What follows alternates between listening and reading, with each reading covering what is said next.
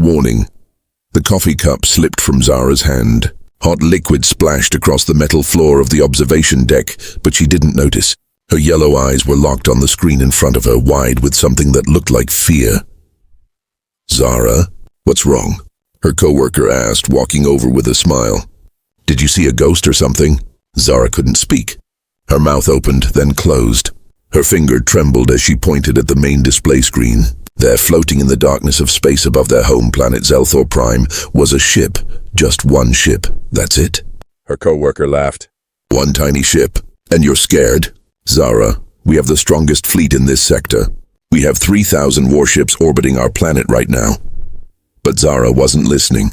She was already running toward the command center, her boots echoing in the corridor. Her heart pounded in her chest like a drum.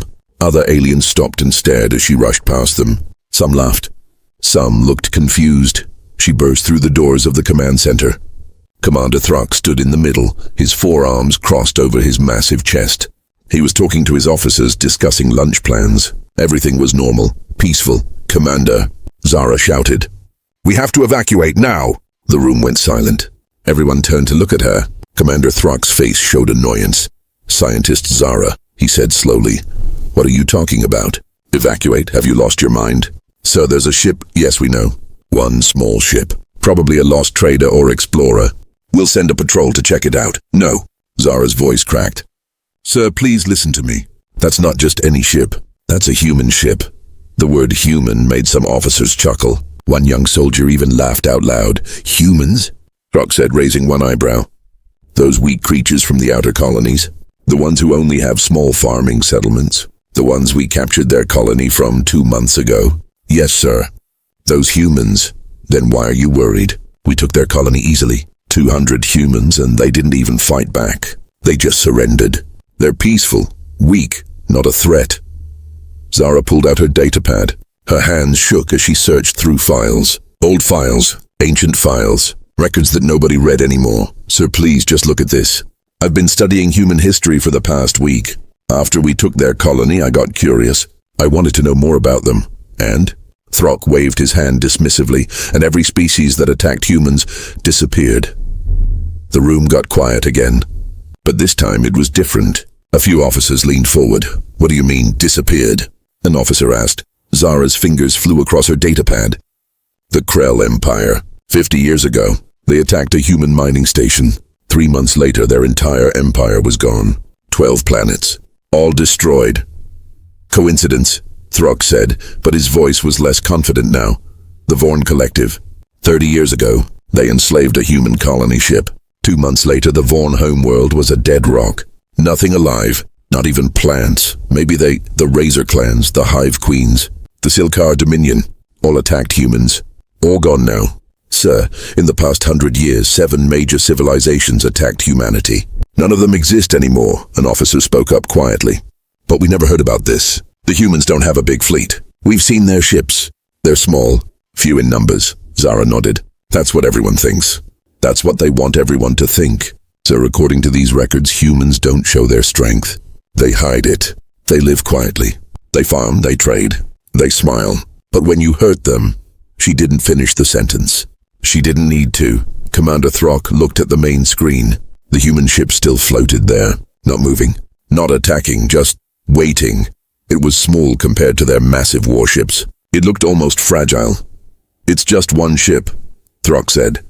But now he sounded like he was trying to convince himself. "Yes, sir. Just one. But why send one ship? Why not send a fleet? Unless what?" Zara's voice dropped to a whisper. "Unless that one ship is enough." The lights in the command center flickered. Every screen suddenly showed the same thing.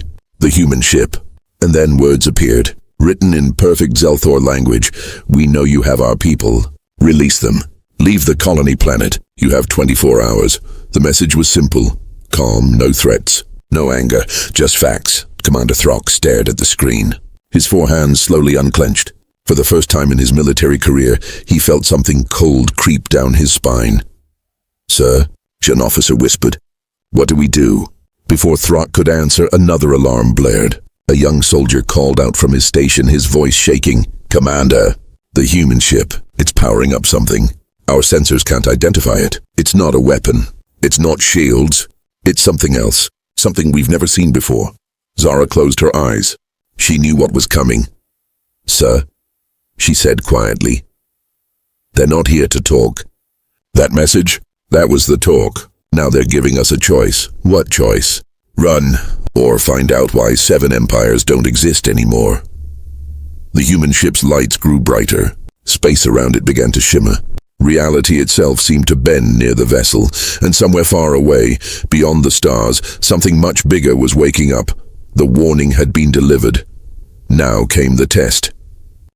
The shimmer around the human ship faded. The command center fell into an uncomfortable silence. Every eye was glued to the screens. 23 hours and 58 minutes remained on the countdown timer. Commander Throck stood frozen, staring at the words still displayed across every monitor. His confidence from earlier had cracked, but his pride remained intact. Send them a response, he finally said. Tell them we don't negotiate with single ships. Sir, maybe we should... An officer began. No. Throck's voice boomed through the room. We are Zelthor. We have ruled this sector for 300 years. I will not let one tiny ship tell us what to do. Zara wanted to scream, but she bit her tongue. She pulled up more files on her datapad, desperately searching for something that might change his mind. The communication officer sent Throck's message. They waited. 5 minutes passed, then 10. The human ship didn't respond. It just floated there in the darkness, silent and still. See? Throck said, forcing a smile. They're bluffing. It's psychological warfare. They have nothing. But Zara noticed something. The sensors showed the human ship was rotating slowly. Its nose was now pointed directly at the colony planet below, the planet where 200 human farmers were being held in detention camps. Sir, a young officer called out. I'm picking up a strange signal. It's a broadcast, coming from the human ship. It's going everywhere, to every planet in our system. Every station, every vessel, even civilian channels. What? Cut it off. Throck ordered. I can't, sir. It's overriding all our systems. It's too powerful. Then the voice came. A human voice, male, calm, speaking perfect Zelthor language with no accent. People of Zelthor, my name is Captain James Rodriguez of the Earth Defense Fleet vessel Quiet Storm. 2 months ago, your military took a colony that belonged to us. You took our people, our families, our children. Zara felt her blood run cold. Children. They had taken human children. The voice continued. We tried diplomatic channels. You ignored our messages. You ignored the Galactic Council. You ignored every peaceful attempt at communication. So now I am here. We want our people back. We want you to leave that colony planet. You have 24 hours. This is not a threat. This is a promise. The broadcast ended. The command center erupted in angry shouts. How dare they? Throck roared. Broadcasting to our civilians, trying to scare our people. This is an act of war. Sir, Zara said quietly, we started the war when we took their colony. Throck glared at her. They didn't fight back. They surrendered without firing a single shot. That made them weak. That made them targets. Or, Zara said, meeting his eyes, it made them smart. Sir, please look at this. She projected a file onto the main screen. This is a report from the Krell Empire. 50 years ago, right before they fell. The room went quiet as officers read the document. We captured a human research station today. Only 15 humans. They did not resist. They seemed afraid. We thought this would be easy. We were wrong. 3 days later, a single human ship arrived. Just like the research station. Just one ship. We sent 50 warships. The human ship didn't attack. It just waited.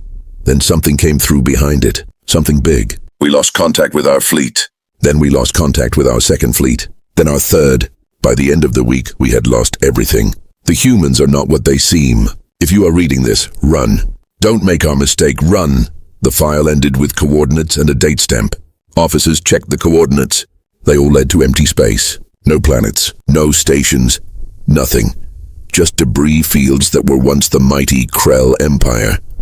Fake, Throck said, but his voice wavered.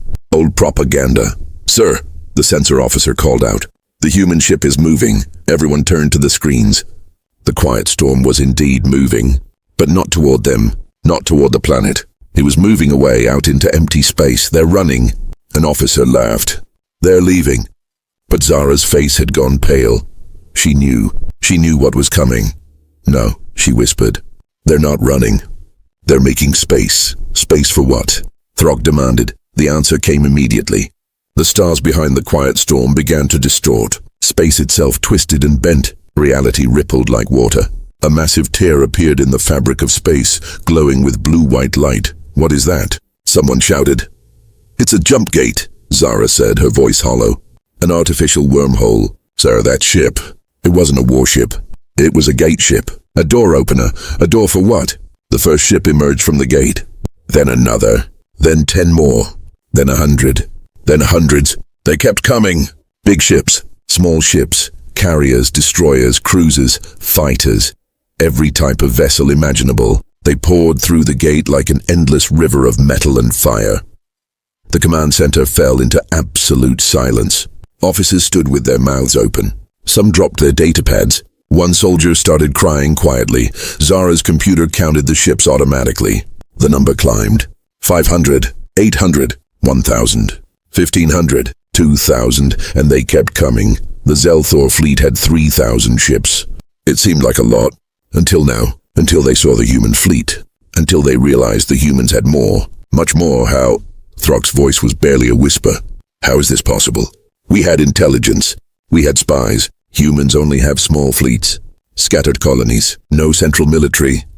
Zara wanted to say, I told you so. But now wasn't the time. Instead, she pulled up another file.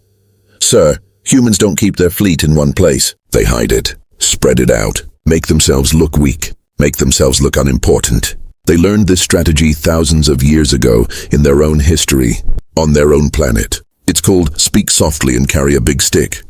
They smile, they trade, they seem peaceful. But if you attack them, she didn't need to finish. Everyone in the room could see it now. The human fleet had stopped growing. Final count, 3,512 ships. They outnumbered the Zelthor home fleet, and these ships looked different, scarred, battle-worn. These weren't parade vessels. These were warships that had seen real combat. Another message came through, the same calm voice as before. Commander Throg, 22 hours remain. Return our people. Leave the colony. This is your last chance to do this peacefully. We don't want war, but we will have our people back, one way or another. Throg's forehands clenched into fists. Zara could see the war happening inside him. Pride versus survival. Honor versus wisdom. Activate all planetary defenses, he finally said. Launch all remaining fleet vessels. Show them we're not afraid. Sir, no. Zara pleaded. We are Zelthor. Throg shouted. We do not bow to anyone. Across the planet, thousands of defense platforms came online. Every Zelthor warship launched from every dock. They formed a massive defensive wall between the planet and the human fleet. The humans didn't move. They just watched. Waited. A young soldier at a nearby station looked at Zara with frightened eyes. Why aren't they attacking? He whispered. Zara checked her data. Her eyes widened. She understood. Because, she said softly, they're giving civilians time to evacuate. They're giving families time to reach shelters. They're giving hospitals time to secure patients. The soldier looked confused. But, we're enemies. Why would they care about our civilians? Zara looked at the human fleet on the screen. So many ships, so much power. But they waited. They gave time. They showed mercy even now. Because, she said, her voice filled with a terrible understanding, that's what makes them dangerous. They have rules. They have honor. They'll give us every chance to do this right. But when the timer hits 0, what happens then? Zara pulled up the files on the 7 fallen empires. She showed him the before and after images. Thriving worlds turned to ash. Then they stop being merciful, she said, and they show us why 7 empires made the same mistake we're making, and why none of them exist anymore. The timer on the screen ticked down. 21 hours. 47 minutes remained, outside in the cold darkness of space. 3,000 human warships waited in perfect formation. Patient, quiet, ready. The storm was coming, and the Zelthor had chosen not to run. 18 hours had passed. 6 hours remained on the timer. The command center had transformed into organized chaos. Officers shouted orders. Screens flashed with tactical data. Every defense system on Zelthor Prime was now active and ready. Their entire military might was on display. Commander Throck stood at the center of it all, his forearms gesturing at different screens. He had regained some of his confidence. Numbers were on his side now. "Report," he commanded. "Sir, all 3,000 fleet vessels are in defensive formation. 2,000 orbital defense platforms are online. 500 ground-to-space missile batteries ready. Our shields are at maximum power." The tactical officer smiled. "Sir, we have the home advantage. They'd be fools to attack us here." Throck nodded. "Good, and the humans?" "No change, sir. They're still just sitting there, waiting." It was true. For 18 hours, the human fleet hadn't moved. They floated in space like ghosts, their ships dark except for running lights. No aggressive posturing. No weapons charged, nothing. "Maybe they're scared," a young officer suggested. "Maybe they realized we're too strong." Zara sat in the corner, ignored by most of the command staff. She'd been reading files for hours, old battle reports, ancient warnings. Her eyes were tired, but her mind was racing. "They're not scared," she said quietly. "What?" Throck turned to her. "Sir, I said they're not scared. I've been studying their formation. It's perfect. Every ship is positioned exactly where it needs to be. They haven't moved because they don't need to. They're already in position. Position for what? For whatever comes next." Throck waved his hand dismissively. "You worry too much, Zara. Look at our forces. Look at our defenses. We're protected. We're strong. Let them come. We'll crush them." A new officer entered the command center, slightly out of breath. "Sir, I have a report from the detention camps on the colony planet." "What about them?" "The human prisoners, sir. They're calm. Too calm. They're not scared. Some of them are even smiling." Throck frowned. "Smiling? Their fleet is about to be destroyed and they're smiling?" "Yes, sir." One of them, an older man, said something strange. He said, "You should have taken the deal." When the guards asked what he meant, he just smiled and said, "You'll see soon enough." A chill ran through the command center. Even Throck looked uncertain for a moment. Zara stood up suddenly. "Sir, I need to show you something, please. It's important." Throck sighed but nodded. Zara projected a video file onto the main screen. It was old, grainy footage. The timestamp showed it was from 60 years ago. "This is from the Hive Queen's final transmission," Zara explained, "before their species went extinct." The video showed an alien queen, insect-like and massive, speaking into a camera. Her voice was translated to Zelthor language. "We made a mistake. We thought humans were weak because they lived in small groups, because they didn't build empires like us, because they seemed peaceful. We took one of their colony ships. Just 300 humans. We thought it would be easy resources." The queen's face showed something that looked like fear. "A single human ship came. We laughed. We sent 100 vessels to destroy it. The human ship didn't fight. It just waited. Then the gate opened. Thousands of ships poured through. We fought for 3 days. We lost everything. Our fleets, our colonies, our home world." The queen leaned closer to the camera. "If anyone finds this message, understand this.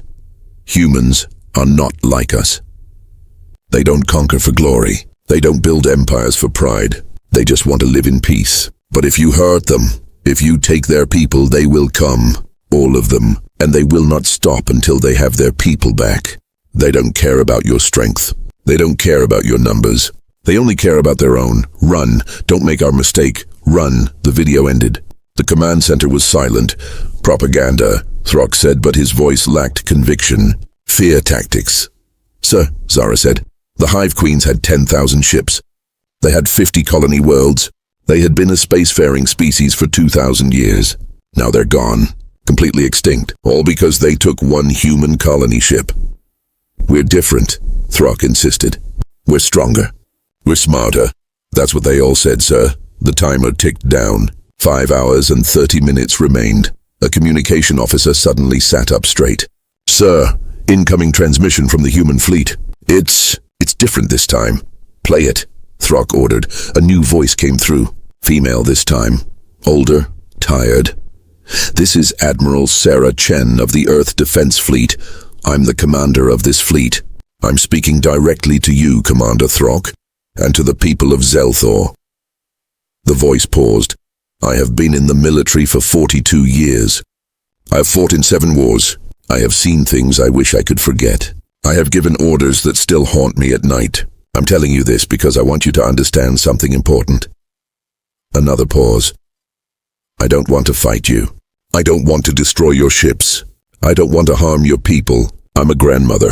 I have 5 grandchildren back on Earth. They drew pictures for me before I left. They're hanging in my quarters right now. I want to go home and see them again. I want to retire. I want to sit in my garden and watch the sunset. Zara noticed that some officers were listening more carefully now. But you have our people. You have our children. And I can't go home until they come home.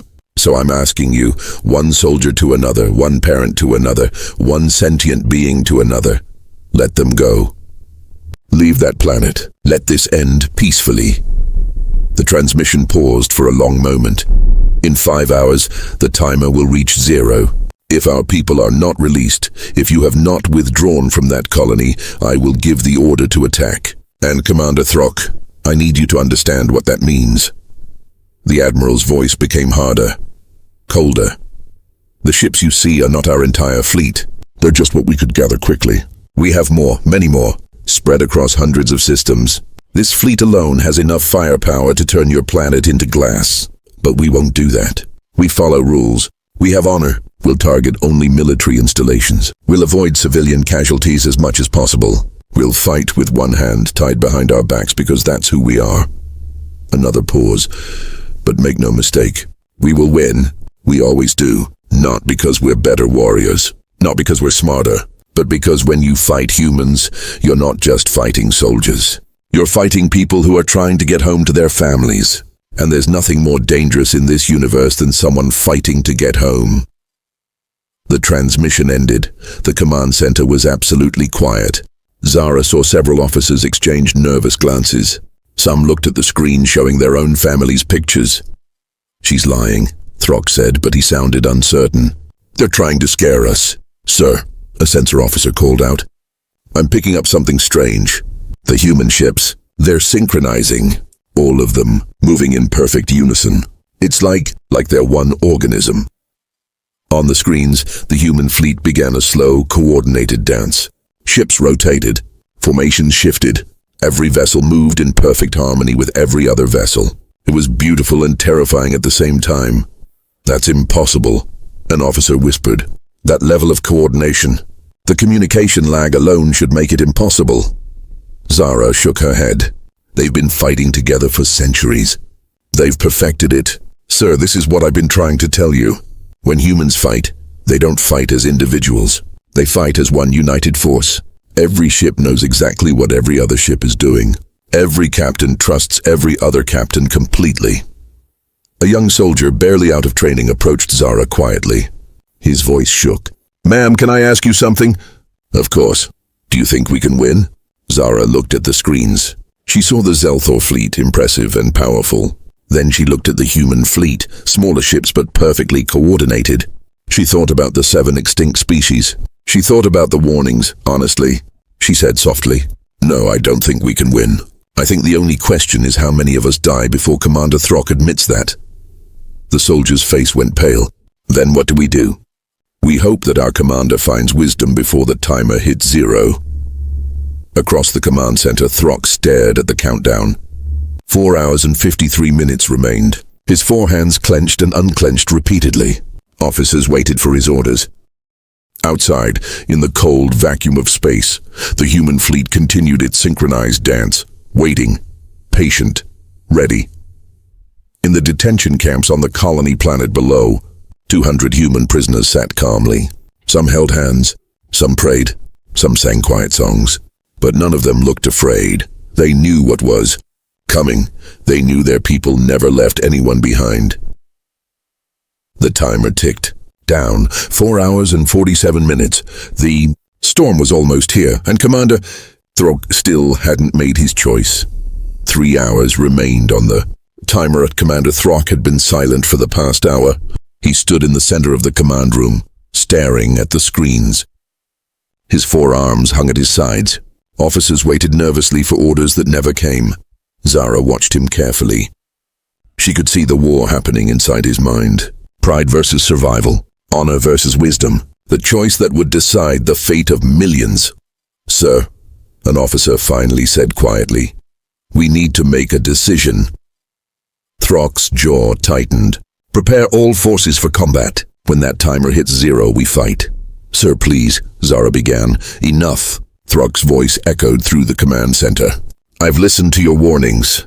I've read your files, but I will not surrender to anyone. I will not be the commander who bowed to a human fleet. History will remember me as the one who stood strong. History won't remember you at all if we're all dead, Zara said quietly. Throck glared at her but said nothing. The timer continued its countdown. 2 hours and 53 minutes. Suddenly every screen in the command center flickered. A new transmission was coming through, but this time it wasn't from the fleet. It was coming from the colony planet. From the detention camps, a face appeared on the screen. An old human man, maybe 70 years old. His hair was gray, his face weathered, but his eyes were sharp and calm. My name is Thomas Webb, the man said in perfect Zelthor language.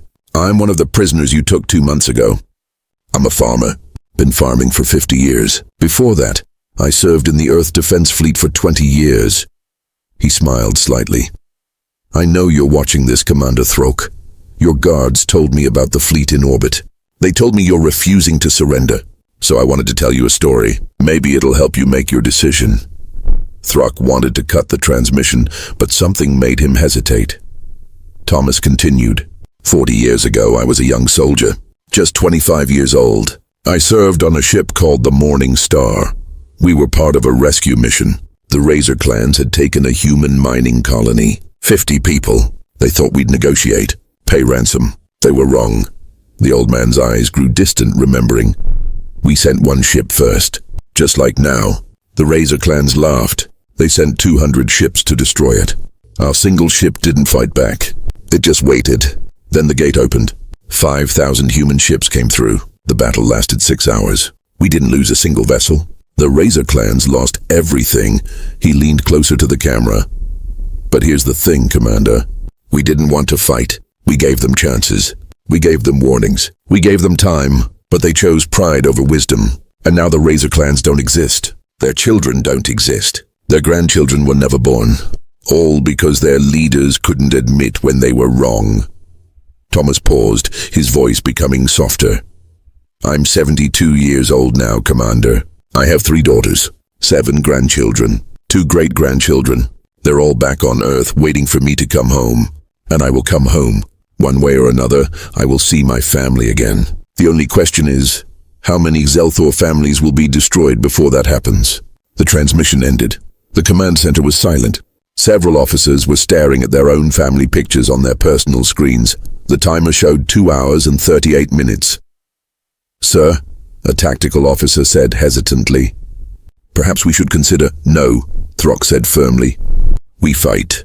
But Zara noticed something. His voice wasn't as strong as before. His hands were shaking slightly. The minutes ticked away. 2 hours, 1 hour and 45 minutes, 1 hour and 30 minutes. Then, at exactly 1 hour remaining, something changed. The human fleet moved. Every ship simultaneously rotated to face Zelthor Prime directly.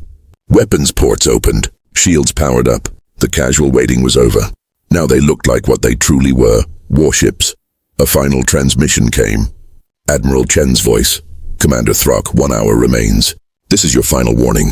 Release our people. Withdraw from the colony, or face the consequences. The choice is yours. Choose wisely. Choose life. Chen out. The transmission ended with a click of finality. Throck stood frozen. Officers watched him. The entire command center held its breath. All ships, Throck said slowly, assume combat formations. Sir, Zara shouted, please, think about what you're doing. I've made my decision, Throck said. But his voice cracked slightly. The Zelthor fleet moved into defensive positions. Thousands of ships, thousands of defense platforms. Every weapon pointed at the human fleet. The timer ticked down. 45 minutes. 30 minutes. 15 minutes. At 10 minutes remaining, Zara stood up. Her voice was calm but firm. I'm evacuating the command center. Everyone turned to stare at her. What? Throck said. I'm going to the emergency shelters, sir. I'm getting as many civilians to safety as I can. In 10 minutes, this command center will be a primary target. I suggest everyone else evacuate too. That's desertion, Throck roared. No, sir. That's survival. Something you seem to have forgotten how to do. Zara walked toward the door. She paused and turned back. You know what the saddest part is, Commander? You could have been the hero. You could have been the one who brought our people home safely. You could have been remembered as wise and strong. Instead, you'll be remembered as the fool who destroyed us all because he was too proud to admit a mistake. She left. Several junior officers followed her, then more. Soon half the command center was empty. Throck stood alone, with only his most loyal officers remaining. The timer showed 5 minutes. Sir, his second-in-command said quietly. It's not too late. We can still— No, Throck whispered. If I surrender now after all this, I'll be seen as weak. I'll be disgraced. You'll be alive, sir. Your family will be alive. Isn't that worth more than pride? 4 minutes. Throck closed his eyes. Images flashed through his mind. His wife, his children, his grandchild born just 3 months ago. A little girl he'd held in his arms. A little girl who had grabbed his finger and smiled. 3 minutes. He thought about the 7 extinct species. The warnings. The files. The evidence. Everything Zara had tried to tell him. 2 minutes, sir, the tactical officer said urgently. The human fleet is powering weapons. This is it. What are your orders? 1 minute. Throck opened his eyes. His 4 hands were trembling. Tears ran down his face. Open a channel, he said quietly. To the human fleet. Sir? Do it, now. The channel opened with 30 seconds remaining on the timer. This is Commander Throck of Zelthor Prime, he said, his voice breaking. We surrender. We're releasing your people. We're withdrawing from the colony, please. Please don't attack. I was wrong. I'm sorry. I was wrong. 20 seconds on the timer. Silence from the human fleet. 10 seconds. Still nothing. 5 seconds. Throck fell to his knees, sobbing. Please, I have a grandchild. She's only 3 months old. Please. The timer hit 0. Every screen went red. Warning klaxons blared. Officers braced for impact, but nothing happened. 5 seconds passed. 10 seconds. 20 seconds. Then Admiral Chen's voice came through, calm and steady.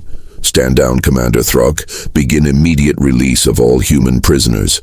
Withdraw all military forces from the colony planet within 24 hours. We'll be watching to ensure compliance. If you follow through, there will be no battle today. Throck couldn't speak. He just nodded, tears streaming down his face. And Commander, the Admiral continued, her voice softer now, you made the right choice. It was hard. It was painful. But you chose life over pride. That takes real strength. Your people will survive because of what you just did. Remember that. The transmission ended. Slowly, the human fleet began to power down weapons. They didn't leave. They stayed in position, watching, waiting, making sure. Down in the emergency shelters, Zara received the news. She closed her eyes and whispered a prayer of thanks. On the colony planet, human prisoners were led out of detention camps. They blinked in the sunlight, hardly believing it was over. Thomas Webb smiled, thinking about his great-grandchildren. He was going home. 2 hours later, transport ships began arriving. Human civilians boarded peacefully. Zelthor military forces withdrew from the colony. Everything happened exactly as agreed. The human fleet watched every step. Silent, patient, making sure their people were safe. When the last human civilian was safely aboard the transport ships, when the last Zelthor soldier had left the colony, Admiral Chen gave the order, mission accomplished. All ships prepare for jump. We're going home. The fleet formed up around the gate ship. One by one they disappeared back through the portal they had come from. Within an hour, the space above Zelthor Prime was empty again, as if the fleet had never been there at all.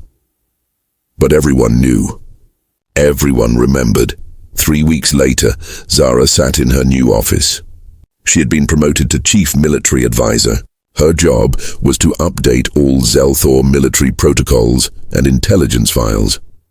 She was writing a new entry in the Galactic Species Database. Under Humans, she typed, Species Classification, Protected, Do Not Engage Threat Level, Extreme Military Assessment.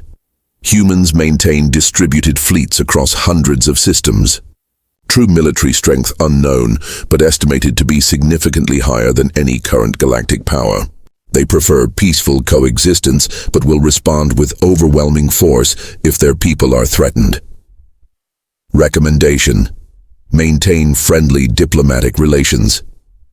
Never, under any circumstances, harm human civilians or take human prisoners. Humans do not negotiate for their people. They simply come and take them back. Cultural note: humans value individual life above all else. They will sacrifice ships, resources, and strategic advantage to save even a single human life. This is not weakness. This is what makes them dangerous.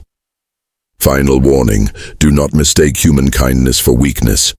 Do not mistake their peaceful nature for inability to fight. They have fought wars for thousands of years on their own planet before reaching the stars. They have perfected the art of warfare. They simply choose not to use it unless forced. If humans offer peace, take it. If humans offer trade, accept it. If humans offer friendship, treasure it. But if you harm them, if you take what is theirs, they will come. All of them. And they will not stop until they have their people back. This is not a threat. This is historical fact. 7 species learned this lesson. None of them survived to tell the tale. Learn from their mistake. Zara saved the file. She looked out her window at the stars.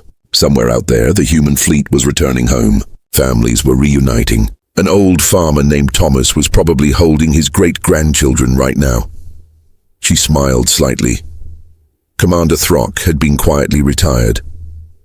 Not disgraced, but removed from active command. His grandchild would grow up. His family would survive. Because at the last moment, he chose wisdom over pride.